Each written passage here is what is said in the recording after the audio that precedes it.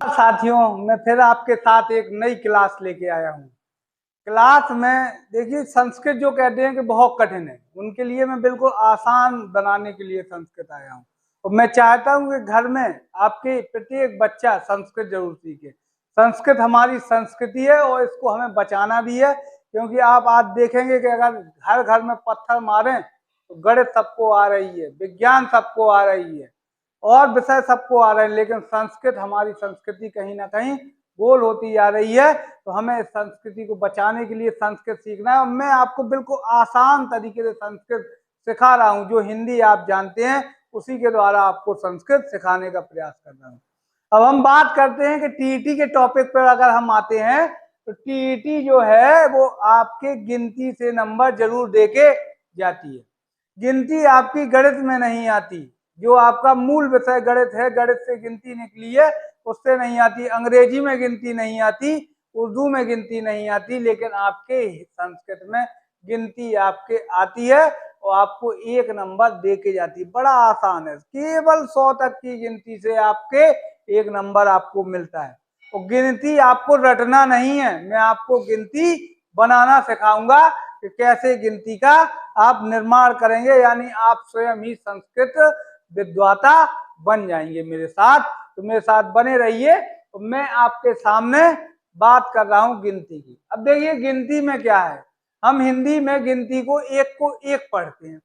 तो अगर हमारे पुल्लिंग शब्द हैं तो पुल्लिंग में आपके एक को एकह पढ़ा गया, जैसे राम को रामा पढ़ा गया वैसे ही एक को एकह पढ़ा गया। स्त्रीलिंग में जैसे आपके रमा बड़ा आ लगा के पढ़ा गया, वैसे एक को एकह बड़ा आ लगा के पढ़ दिया गया है। जैसे आपके नपुंसकलिंग में फल होता है फल, और फल को हम फलम पढ़ते हैं, वैसे ही आपके एक का एकम लिखा हुआ है। अब अगर आपसे बात करें हम कि आपकी ये आखिरकार क्या गिनती भी पुल्लिंग स्त्रीलिंग नपुंसकलिंग होती है, तो गिनती मुख्य रूप से पुल्लिंग स्त्रीलिंग नपुंसकलिंग इसलिए होती है कि जो हमारे शब्द होते हैं पुल्लिंग नपुंसकलिंग स्त्रीलिंग, इनमें आपके अलग अलग गिनती का प्रयोग किया जाता है। जैसे हमने पुल्लिंग शब्द लिखा एक बालिका, स्त्रीलिंग शब्द लिखा हमने बालिका, और नपुंसकलिंग शब्द लिखा हमने आपके फलम। ये हमारा एक वचन है बालिका। अगर हमें बोलना है एक बालक, तो एक बालक जब हमें बालिका लिखा हुआ है तो हमें जो पुल्लिंग शब्द है तो हमें गिनती भी पुल्लिंग की लिखनी पड़ेगी और इसके आगे लिखना पड़ेगा हमें एकह बालिका, एकह बालिका। जब हमें बालिका आपकी स्त्रीलिंग शब्द है, आपका स्त्रीलिंग शब्द, तो बालिका के साथ अगर हमें गिनती लगानी पड़ेगी तो हम स्त्रीलिंग गिनती लगाएंगे और वहां पे आपके एका लिखेंगे। अगर हमें फल है, हमारा फल, फल हमारा नपुंसकलिंग शब्द है, तो इसके साथ अगर हमें एक फल लिखना होगा तो हम एकम लिखेंगे। क्या लिखेंगे? एकम लिखेंगे। यानी गिनती का प्रयोग पुल्लिंग शब्द के साथ अलग, नपुंसकलिंग शब्द के साथ अलग और स्त्रीलिंग शब्द के साथ अलग हुआ है, इसलिए हमारी गिनती भी आपकी पुल्लिंग स्त्रीलिंग नपुंसकलिंग में लिखी गई है।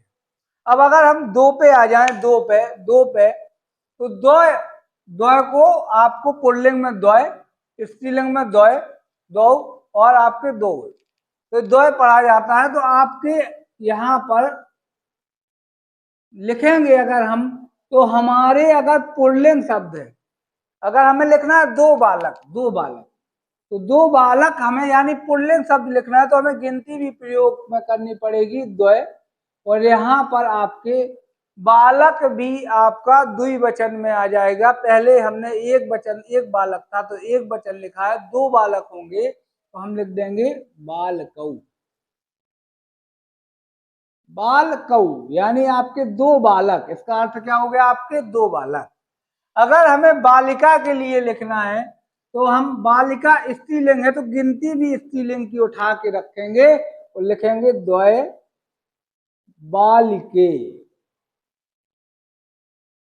बालिके, यानी बालक बालिका का जो रूप चलता है बालिका बालके, आपके द्विवचन में चलता है, तो आपका यहाँ पर आ जाएगा बालके। ठीक है। अब अगर हम बात करें कि आपके नपुंसकलिंग में, तो हमारा नपुंसकलिंग में रूप चलेगा आपका द्वय दो, और फल का रूप चलता है आपका फलम फले फलानी, तो आपका द्विवचन में आपके फल का क्या बन जाएगा, फले बन जाएगा।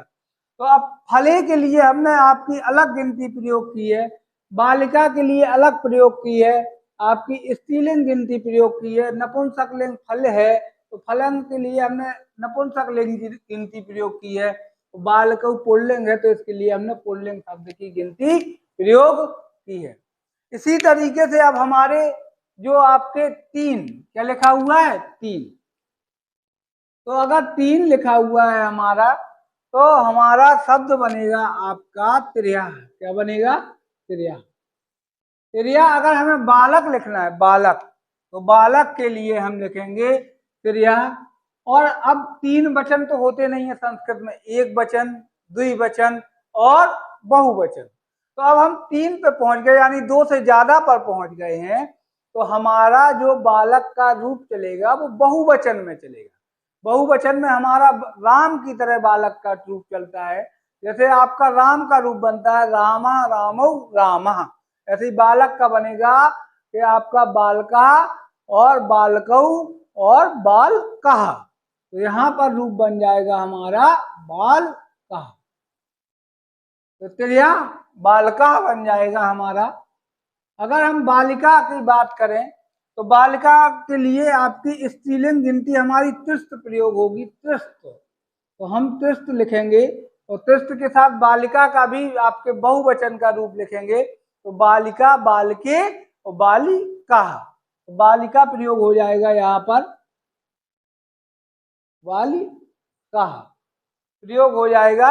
अब अगर हम बात करें आपके आगे कि जो हमारे फल है, तो फल आपके अगर त्रि लिखेंगे, त्रि, त्रीणी, नपुंसकलिंग में इसका प्रयोग करेंगे आपके तीन के लिए त्रीणी, और त्रीणी के साथ अगर हम फल के रूप चलाएंगे तो अब बहुवचन रूप चलेंगे, और फलम फले फलानी, तो यहाँ पर हमारे प्रयोग होगा फलानी। फलानी का मतलब वो मत सोच लीजिएगा कि आप लोग जैसे बोलते रहते हैं फलानी आ जाओ, धिमाकी आ जाओ, फलानी का मतलब फल का रूप है, फलम फले फलानी, तो आपका ये फलानी लिखा हुआ है।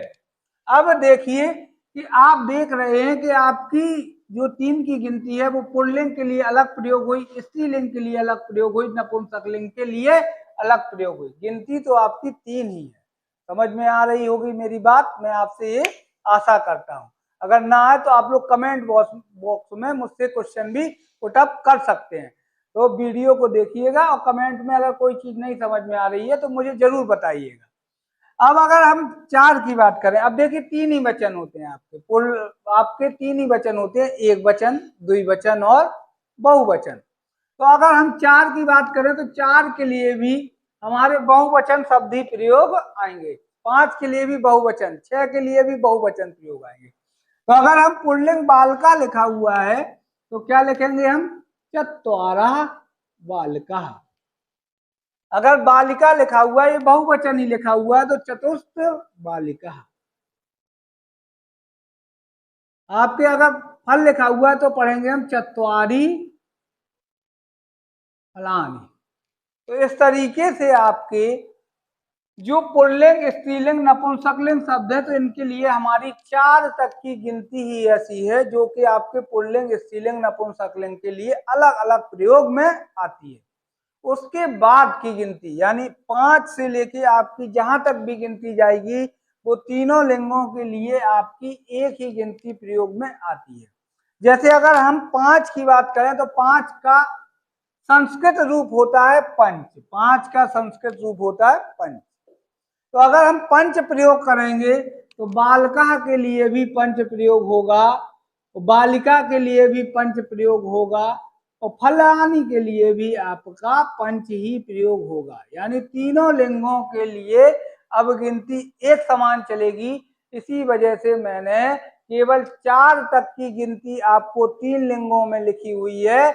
यहाँ तक की गिनती आगे की गिनती आपकी 4 आगे की गिनती आपकी तीनों लिंगों में नहीं होगी।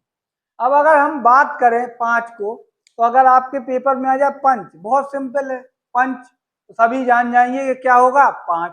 अगर हम लिख दें षट तो सभी लोग जान जाएंगे कि 6 हो जाएगा। अगर सप्त लिखा होगा तो 7 हो जाएगा, अष्ट लिखा होगा तो 8 हो जाएगा, 9 लिखा होगा, 9 अपन 9 पढ़ते हैं और संस्कृत में 9 पढ़ते हैं, तो ज्यादातर हम लोग पढ़ते भी रहे 9 ग्रह, तो 9 माने 9 हो जाएगा।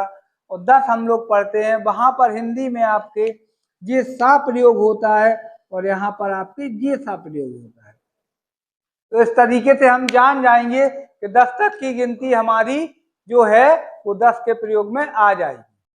देखिए अब हम गिनती को याद नहीं करेंगे, गिनती हम आपकी बनाना सीखेंगे। बनाने के लिए क्या है, बड़ा आसान तरीका है आपके कि जो आपके इकाई का अंक है और जो आपके दहाई का अंक है, आप जैसे आप पढ़ते हैं इकाई का अंक, तो आप उसके लिए यहाँ पर लिखते हैं 11। 11 में हम अगर इकाई का अंक कहें तो हमारे 1 है और दहाई का अंक हमारे 10 है। संस्कृत उल्टा कर देती है, पहले इकाई का अंक और बाद में दहाई का अंक। दहाई का अंक आपको बाद में लिखना है और इकाई का अंक पहले लिखना है। यानी पहले आप लिखेंगे इकाई का अंक और इकाई का अंक लिखने पर आपका बन जाएगा 1 और यहाँ पर 10, तो आपका बन गया 1 10।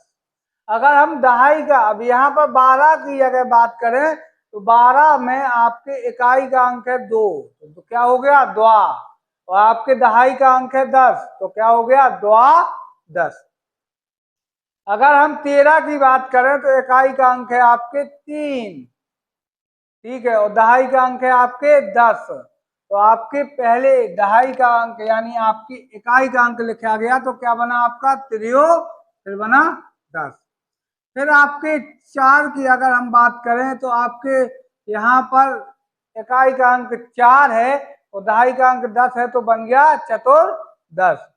अब यहाँ आगे आए तो इकाई का अंक 5 है तो बना पंच, और आगे 10 है दहाई का अंक, तो बन गया पंचदश। अब इस तरीके से आप लोग देख रहे होंगे आगे 60 10 इसको मिला के जब संधि हुई तो हमारा बन गया षोडश।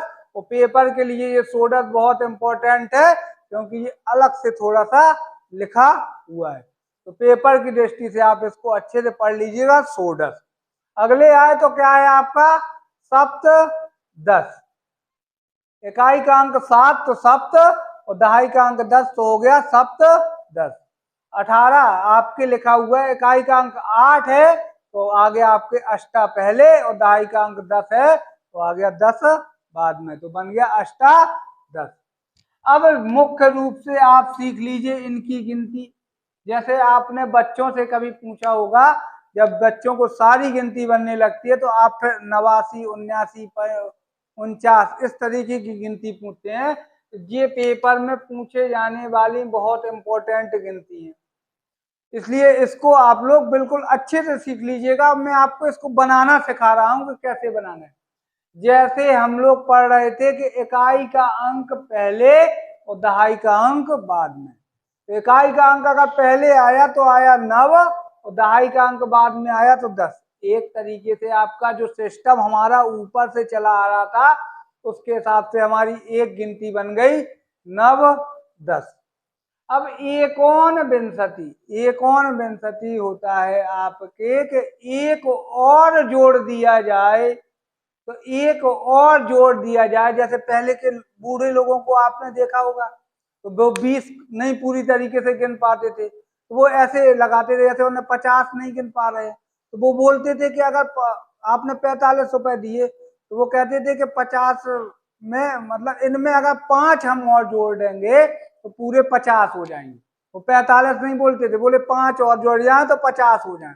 तो ऐसे ही आपकी बनती है एकोन विंशति, यानी एक और जोड़ जाए तो क्या बन जाए 20 बन जाए। तो इसलिए इसमें आपके विंशति का प्रयोग होता है, क्योंकि एक और जोड़ जाए 20 ही से इसका आंकड़ा लगाया जाता है, तो बनता है एक और जोड़ जाए तो 20 हो जाए, तो इसलिए इसको कहा जाता है एकोन विंशति। अगला, अब देखो 19, अगर जब हम पढ़ते हैं 19 तो आवाज किसकी आ रही है आपकी? 19 को अगर अलग अलग करें, 19 को अगर हम अलग अलग करें तो उनकी आवाज आ रही है और पीछे 20 की आवाज आ रही है। किसकी आवाज आ रही है? उनकी भी आवाज आ रही है और 20 की भी आवाज आ रही है। तो इस तरीके से आपका बन गया 19 के जगह पे उन लिख गया और 20 की जगह पे क्या लिख गया? विंशति। तो क्या बन गया आपका? उन विंशति। अब आगे आए तो फिर बात करें तो अगर हमारे जो बूढ़े लोग हैं तो वो कहते थे, अभी हमने आपको बताया कि एक और जोड़ जाए तो क्या बन जाए? 20 बन जाए। अगर 20 की गिनती दे दो आप, 20 में 1 रुपया कम कर दो, तो वो कहते थे 1 रुपया इसमें कम है। तो अगर 1 रुपया कम है तो उसके लिए भी वो लोग कहते थे कि 1 रुपया कम है, तो उसको बोला जाता है एकान विंशति, यानी एक कम है 20 से। 20 से एक कम है, इसलिए इसको बोला जाता है एकान विंशति। और यही रूप हमारी सारी गिनतियों में चलेगा। जो 19 में चला है वही 29 में चलेगा, वही 39 में चलेगा, वही आपके 49 में चलेगा, वही 59 में चलेगा, वही आपके 69 में चलेगा, वही आपके 79 में चलेगा, वही आपके 89 में चलेगा, वही आपके 99 में। ये तो प्रत्येक इन सब की गिनती 4-4 बनेगी, 4-4। अब आप संस्कृत की गिनती खुद बनाना सीख गए हैं। मैं अगर आपको 20 से ऊपर ले चलूं तो अगर आपसे कहा जाए 21 तो 21 में इकाई का अंक क्या हुआ? 1, तो क्या बनेगा? एक विंशति। अगर हमने कहा 22 तो द्वा विंशति, 23 तो त्रिया विंशति, हमने कहा 24 तो चतुर विंशति, हमने कहा 25 तो पंच विंशति, हमने कहा 26 तो सप्त विंशति, हमने कहा आपके 28 तो अष्ट विंशति, हमने कहा 29 तो 29 पे फिर वही आपके नियम लागू हो जाएगा। एक तो बनेगा जो हमारे सिस्टम से चला आ रहा है, और सिस्टम हमारा बोल रहा है कि जब हमने अष्टविंशति बोला है तो यहाँ पर क्या लिख देंगे? नवविंशति। पहला बन जाएगा। दूसरा हम क्या लिखेंगे? अब हमारी आपके बीच की बात हो रही है कि एक और जोड़ जाए, तो एक और किस में जोड़ेगा? 30 में। 30 की संस्कृत होती है आपके 63, 30 की संस्कृत होती है 63। तो क्या बन जाएगा आपके? आपका बन जाएगा एकोन 63, एकोन 63। अब अगर हम बात करें आगे, तो आगे जैसे हम बोलते हैं 29, तो 29 में आपकी आवाज किसकी आ रही है? उन। पीछे किसकी आवाज आ रही है? 30 की। तो बन जाएगा 69। और अगर आगे फिर बात करेंगे तो 29 के ही आपका एक और रूप बनेगा, जैसे आपका एकान विंशति है वैसे ही बन जाएगा एकान 63। तो आपके 4 रूप बनेंगे। इसी तरीके से आप लोग गिनती आगे बनाते जाएंगे और आगे आप लोग बनाते ही आगे संस्कृत की गिनती बनाते चले जाएंगे। ठीक है, मेरे साथ आप लोग बने रहिए और संस्कृत की गिनती बनाते रहिए। अब हम बात कर रहे हैं, अभी तक मैंने आपको 30 तक गिनती सिखा दी है। 30 के आगे की बात करें तो 30 के आगे अगर हम चलते हैं तो आपकी एका 63, द्वा 63, त्रिया 63, चतुर 63, पंच 63, यानी आपके 5 पहले लगाइए और दहाई का अंक बाद में लगाइए, और षष्ठ 63, सप्त 63, अष्टा 63 और नव 63 आ जाएगा आपके। फिर वही आपको 4 बनाना है। जब आपका 39 आ जाए तो आपको पहला तो जो सिस्टम से हम चले आ रहे हैं क्या बन जाएगा? 963। 963 के बाद आपका बन जाएगा आगे एकान 44। एकान के साथ यानी एक और जोड़ आए, वो क्या जोड़ आए? 44। और उसके आगे चले जाएं तो हमारा एकोन चत्वारिंशत्, और फिर हमारा बन जाएगा एकोन चत्वारिंशत्, और एकोन चत्वारिंशत् के बाद आपका अगला बन जाएगा जो बनेगा ऊनचत्वारिंशत्। तो इस तरीके से आप गिनती आगे बनाते रहेंगे। और अब आपको बड़ा आसान लग रहा होगा, एक पंचाशत, दुई पंचाशत, त्री पंचाशत, चतुर पंचाशत, इस तरीके से आपकी गिनती यहाँ तक बन जाएगी। 80 वाली लाइन में थोड़ा सा पेपर के लिहाज से बहुत इंपॉर्टेंट है, क्योंकि इसमें संधि हो जाती है, इसलिए इसको थोड़ा सा समझ लेते हैं। जो आपके पीछे लगा हुआ है अशीति, आ है स्वर, तो स्वर आपका संधि कर लेता है, जिसकी वजह से आपकी चीजें थोड़ा सा बदल जाती हैं। जैसे हमने एक के साथ अशीति जोड़ा, अशीति, तो आपका एक में बाद में आ जुड़ा हुआ है, एक के बाद में आ जुड़ा हुआ है आ, तो इसमें भी आ जुड़ा है, आ और आ मिलके आपका बड़ा बन गया, तो यहाँ पर बन गया एका सीती। अब अगर हम बात करें थोड़ा सा और आपके 82 में, 82 में, तो 82 में आपके लिखा हुआ है दुई धन अशीति, तो आपके द्वय में हमने दो अलग कर लिया, तो आपके बच गया पीछे ई, और पीछे क्या है आपके आ। तो आपने जाना होगा यण संधि में अगर ई के बाद कोई स्वर आ जाए तो ई का बन जाता है या बन जाता है, इसलिए ये द्वय का हो गया है आपके या, और आपके आ जोड़ के बन गया द्वय सीति। अब आगे बात करें, अगर हम आगे और आगे चले हम, तो हमारा त्रय सीति, इसी तरीके से त्री में भी आपके अशीति जुड़ा हुआ है, इसलिए ई का या बन के ये बन गया त्रय सीति। आगे बात करेंगे तो चतुर में आपके रा के साथ पूरा आपके जुड़ गया है आ, इसलिए बन गया है चतुर सीति। पंच में आपके आ जुड़ गया, तो यहीं पर बन गया पंचा, आ और आ मिलके बन गया पंचा सीति। आगे आपका व्यंजन संधि है एक आपकी, जिसमें आपके टा का डा बन जाता है, तो सट का बन गया सड और सीति। अगला आपका बन गया है सप्ता सीति, अगला बन गया है आपका अष्टा सीति, और आपके फिर वही आपके नवासीति, नवासीति, एकोन नवति, उन्नवति और एकान नवति। ये पेपर के लिहाज से इंपॉर्टेंट है, तो मैंने आपको लिख दिया है। अब अगर हम नवति के आगे चलेंगे तो वही हमारा प्रोसेस फिर लागू हो जाएगा, एका नवति, द्वि नवति, त्रिय नवति, चतुर्नवति, पंच नवति और 96 की गिनती समझ लीजिए, क्योंकि ये पेपर के लिहाज से इंपॉर्टेंट है, क्योंकि संधि के फलस्वरूप आपके बन जाता है। यहाँ पर लिखे देता हूं मैं, तो आप लोग बिल्कुल अच्छे से, ये आपके पेपर में आ भी चुका है, वो बन जाता है आपका षण्वती, और ये आपकी संधि होती है, और जिस संधि के फलस्वरूप आपके ये बन जाता है, तो इस वजह से आप याद रखिएगा कि आपके जो ना होता है उसका बन जाता है आपके णा, और आपके टा का भी बन जाता है णा, तो इस वजह से हमारा ये बन जाता है। व्यंजन संधियों में जब मैं आपको पढ़ाऊंगा तो बताऊंगा कि ये संधियां आपकी कैसे हुई हैं। तो इस तरीके से आपने जानी 100 तक की गिनती, उसको कहते हैं आपके 100 को शतम, 100 को क्या लिखेंगे हम, शतम। अब मैं आपको इसके बाद आपको और गिनती आपकी 101 की भी बताऊंगा कि कैसे आपको 101 और कैसे 102, कैसे 103, कैसे 104 की गिनती लिखनी है, और मेरे साथ आप आगे सीखेंगे कि कैसे आपकी 100 के ऊपर की गिनती लिखनी है। अब देखिए 100 तक की गिनती हम लोग सीख चुके हैं।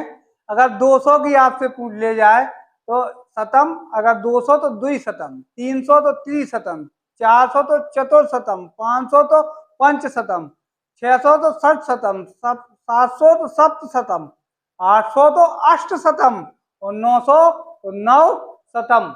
और वैसे ही आप बना सकते हैं आपकी 1000, जैसे आपने सुना होगा सहस्त्र बाहु, यानी 1000 जो संस्कृत में बोला जाता है वो बोला जाता है सहस्त्र को, 10,000 को बोला जाता है अयुत, 1 लाख को बोला जाता है लक्ष्य, 10 लाख को बोला जाता है प्रयुत या न्यूनतम या न्यूनतम।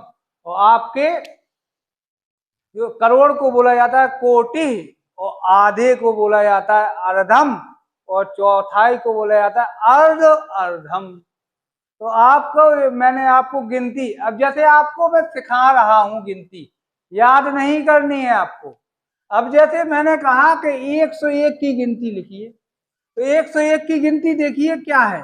101 की गिनती है, अगर हम इसको बनाएं 101 को, तो लिख सकते हैं 100 धन 1।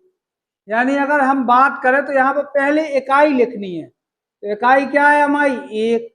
अब एक अधिक है काय से 100 से, एक अधिक काय से 100 से, 100 को बोलेंगे हम शतम। यानी एक अधिक है हमारा शतम से। अब हम इसकी संधि कर दें तो एक के बाद आ जुड़ा है और ये आ जुड़ा है, तो क्या बन जाएगा हमारा एका। अब ये आ हमारा खत्म हो गया। और अगर इसको डिटेल में समझना चाहें तो एक धन आ, धन इसका आ अलग कर लिया, पीछे हमारा धिक जुड़ा है और फिर उसके बाद हमारा शतम जुड़ा है, तो आ मिला के बड़ा आ बन गया, तो बन गया एकाधिक। एका हो गया, एक का एकाधिक, और पीछे से शतम आ गया, तो क्या बन गया हमारा एकाधिक शतम। अब अगर हम और बात करें तो अब ऐसे आप बना लेंगे द्वैधिक शतम। यहाँ पे आपके द्वय में आप सोच रहे होंगे या कहाँ से आ गया, दुई, दुई में ई का या बन गया है, दुई धन अधिक धन शतम। तो दुई में आपका ई का या बना है, तो बन गया है द्वैधिक शतम। अब आपका एक और समझ लेते हैं, कभी कभी उत्तर के रूप में मिल जाता है आपको तो ऑप्शन में लगाना है, तो ये बनाना भी नहीं है, केवल ऑप्शन देखना है कि ऐसा आपको मिल जाए। जैसे हमने लिखा द्वय धन उत्तर धन शतम, तो आपका ई का या बन जाएगा और आपके या का बन जाएगा, आप में या में आपके ऊ जुड़ जाएगा और बन जाएगा द्वित्तर, और पीछे से आ जाएगा शतम। तो इस तरीके से आपकी गिनती आगे चलती रहेगी। आपसे किसी की भी गिनती पूछ दे तो आप बना लेंगे। जैसे आपसे अगर मैं कहूं कि 155 की गिनती बनाओ, तो ये आपके लिए होमवर्क है, और आप लोग करके यहाँ पर हमें कमेंट बॉक्स पर जरूर बताइएगा कि 155 की गिनती क्या होगी। धन्यवाद।